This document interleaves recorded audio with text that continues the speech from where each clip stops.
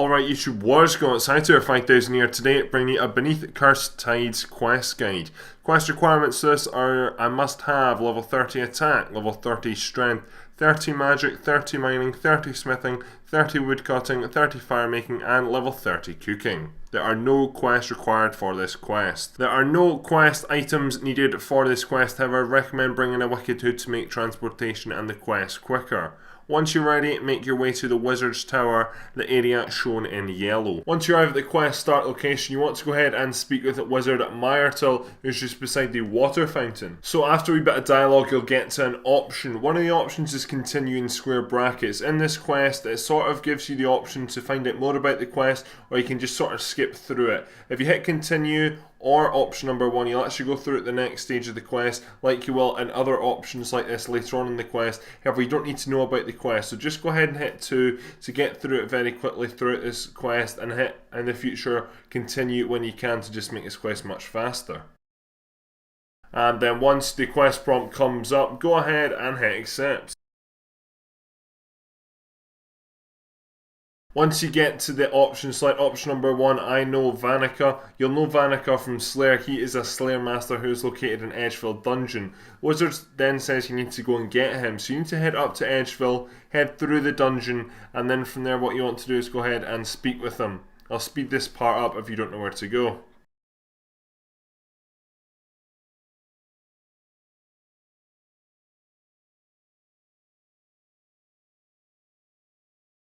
Once you arrive at Vannaka, go ahead and start speaking to him. Select option number 1, talk about Beneath Cursed Tides.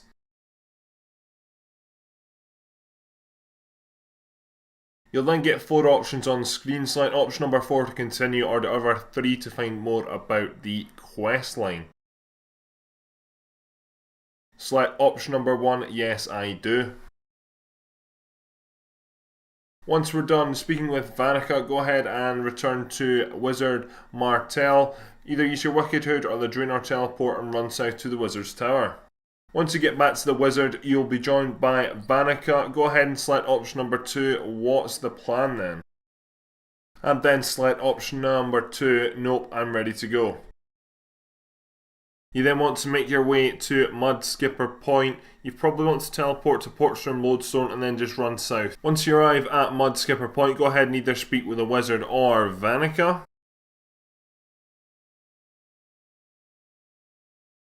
At this stage, you'll get the choice of what breathing method you want to do. Just to make it easy though, select option number 1. Sounds perfect, let's do this. So for this next bit, you can't really have anything equipped. You also can't have any weapons on you wielded.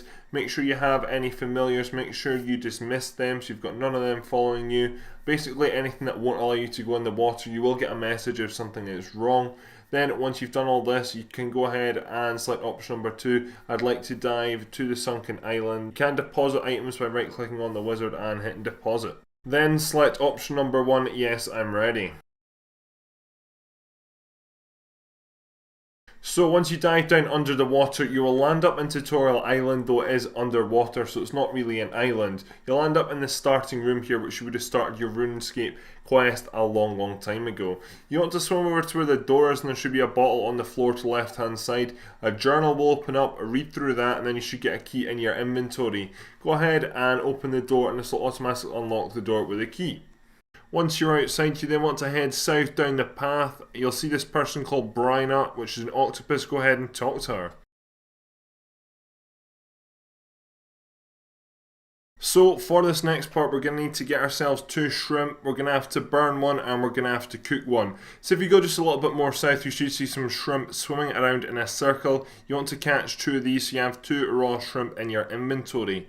The next part you want to do is you'll see seaweed, which is sort of the bright green stuff just floating beside the 2 dead trees. You want to go over and get one of these. Once you've got a piece of seaweed in your inventory, you'll then be able to cut a tree and actually keep it in your inventory. Whereas, as you see now, I went to cut a tree and the branch just floated away. So with that seaweed will disappear from your inventory and you will get a soggy branch. You then want to go back over to where the raw shrimp are swimming around, and then from there should be a boulder and a blowhole. You want to go and interact with that boulder, and basically with that soggy stick you're going to block the hole up. Simple as. And this means that the steam vent just beside it, which will be cooking our shrimp on in a second, will now be hotter. So you now want to swim over to the steam vent. Ignore what my inventory looks like now. I've already cooked one. I actually mucked up during this. You want to go over and you want to burn your first shrimp. So go ahead and burn your first shrimp. Then you want to go back over and talk with the octopus. She'll then say, oh, you've burnt one, that's a real shame. Try go ahead again and cook one. So she's going to take the burnt one off us, and then we're going to go ahead and cook the other raw one. However, this time we want to cook it successfully. So if you go back over to the steam vent and then select option number 1, boil raw shrimp, this will give us a cooked shrimp, which you can go ahead and speak with the octopus and complete this section of the quest. So once you've finished talking with the octopus, she'll wish you good luck. You then want to head to your west through the gate, and that's the first section complete. You then want to follow the path round to the entrance of the cooking house. So once you enter into the cook's house, you'll then see a master chef. Go ahead and speak with this master chef. This master chef this time is going to be making a special salad, which you need 1 or 2 special items for. You're then going to be given a music box, and you're going to use this to dance for another jellyfish to get a certain item, which is a tasty looking seaweed. So if you head back at the door we just entered in, and then just head a little bit to your southeast, you'll see a tasty looking seaweed patch along with a large jellyfish with a pointy hat on. You then want to go ahead and speak with this large jellyfish. So the jellyfish is now going to threaten you. You then want to play the music box to go ahead and sort of charm the jellyfish. So you want to select option number 2, turn the second handle. You'll then play a part of the song. Select option number 3, turn the third handle. This will play another part of the song. And then finally option number 1, turn the first handle. And this will make the jellyfish happy.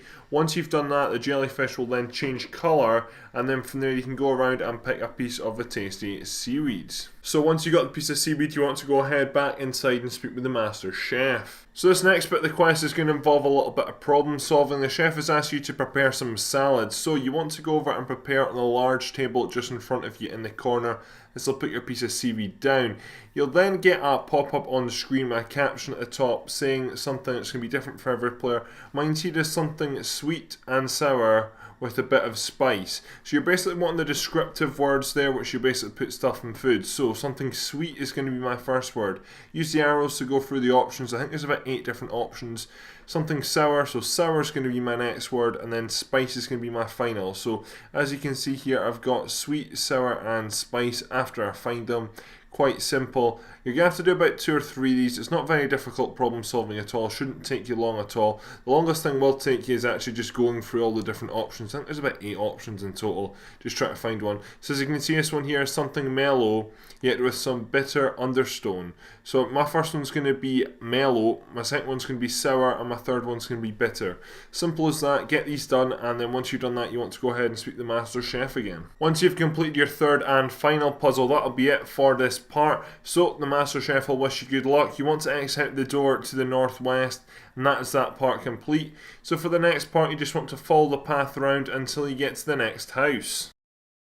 So once you reach the house, you want to open up the door, move forward a bit, and then climb down the stairs to the southeast. This will take you down into the mines. From there you want to follow the path south round to the mining instructor. Again, another jellyfish. Go ahead and speak with them. You then want to select option number 1, absolutely. Then after a little bit more chat, you want to select option number 3, goodbye. Once you've said goodbye, go ahead and mine one of the copper rocks and then one of the tin rocks. This will give you a soggy copper ore and a soggy tin ore in your inventory. Now that you have the 2 ores in your inventory, you want to head over to the furnace. You want to use the ores on the furnace, and I'll come on an option. Do you want to make a bronze bar? Select option number 1, yes. With this, you then want to close the door of the furnace. You then need to pump the water out because it's underwater, you can't light it up. So the pump beside it, you need to pump the water out. Go ahead, pump the water out, and then you can light up the furnace. And from there, you just want to take the contents, that'll give you a bronze-ish bar. Once you've got the bar, go over to one of the anvils, use your bronze-ish bar on the anvil. You want to select option number 1 for yes, make a bronze dagger, as simple as that. This will give us a bronze butter knife, which was the original thing requested.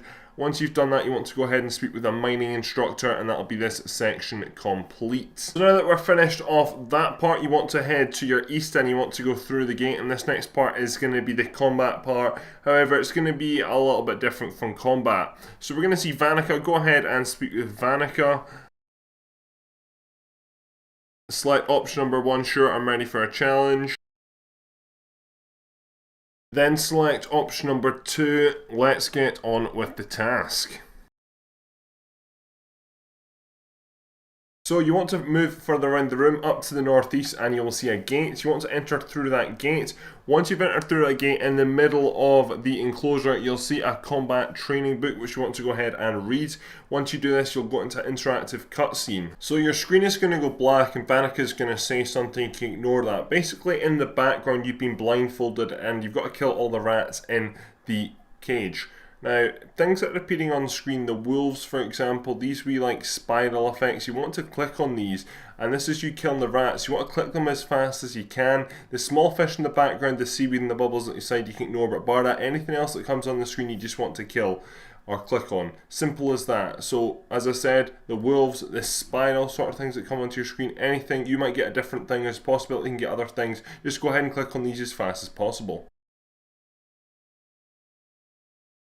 So once you're finished that, your blindfold will be removed, Vannaka will start speaking and you'll see all the rats floating up, and that is this stage complete. So you just want to exit the gate we entered into it and then head up to the northeastern corner and climb up the ladder, as simple as that. So once you get back up to the surface, you want to make your way into the bank just to the east of you and then go ahead and speak with the financial advisor. Select option number 2, do continue.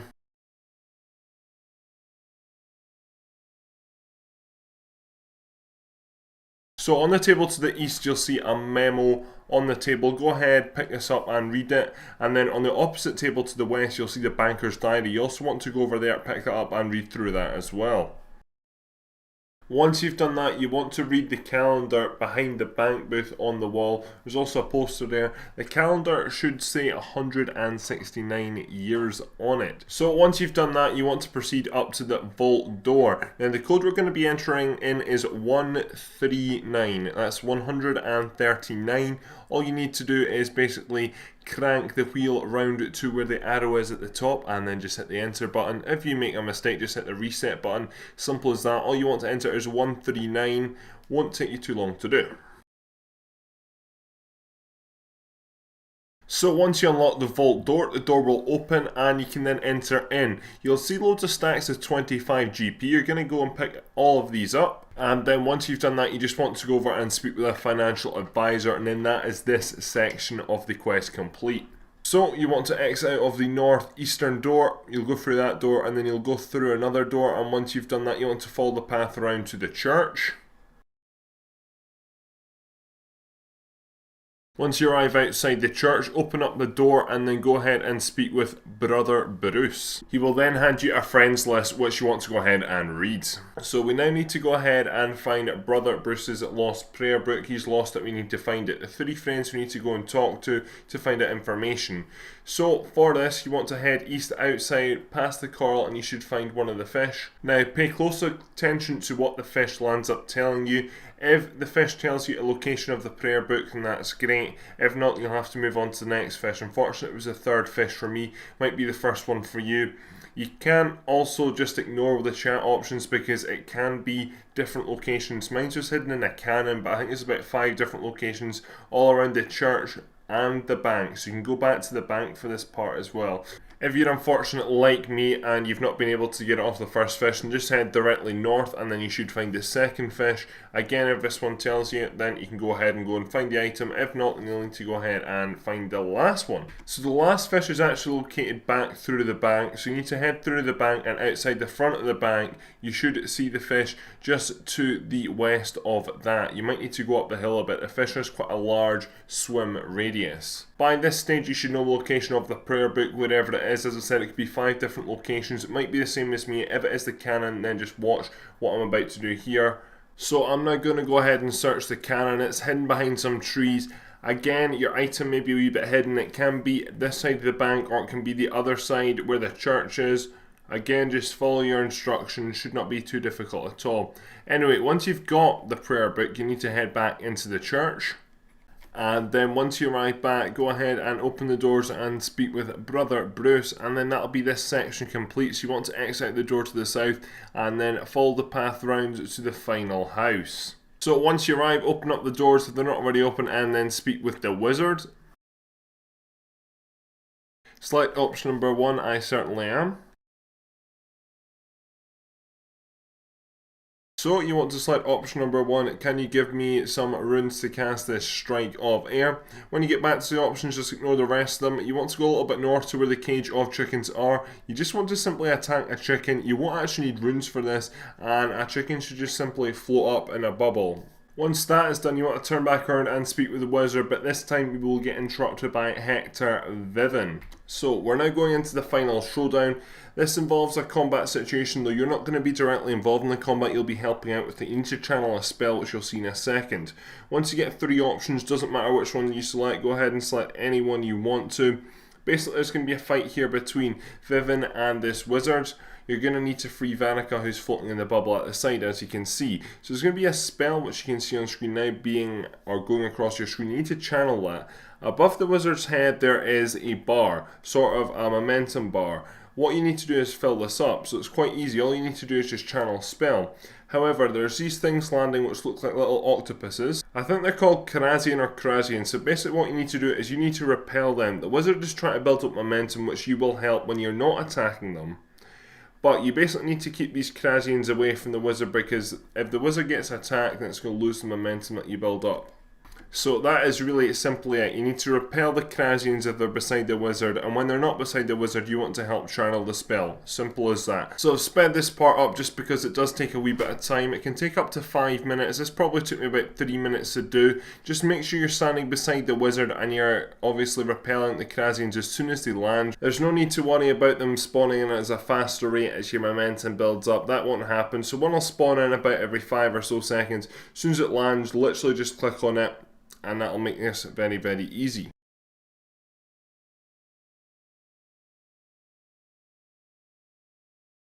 So once you're finished that, your screen will go blank, and then you'll find that Vannaka is finally out of the bubble and you're all gathered around Hector Vivin. You want to go ahead and click on him to finish him off. He'll land up going into a bubble, and then you'll land up swimming up to the surface.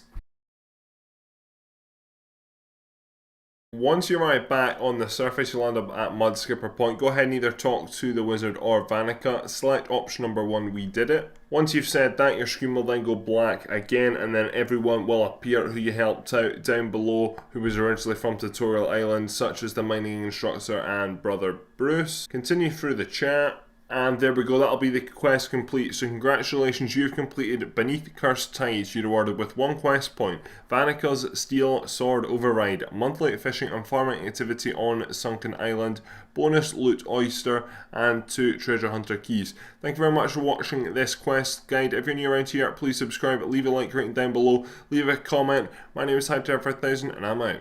Adios.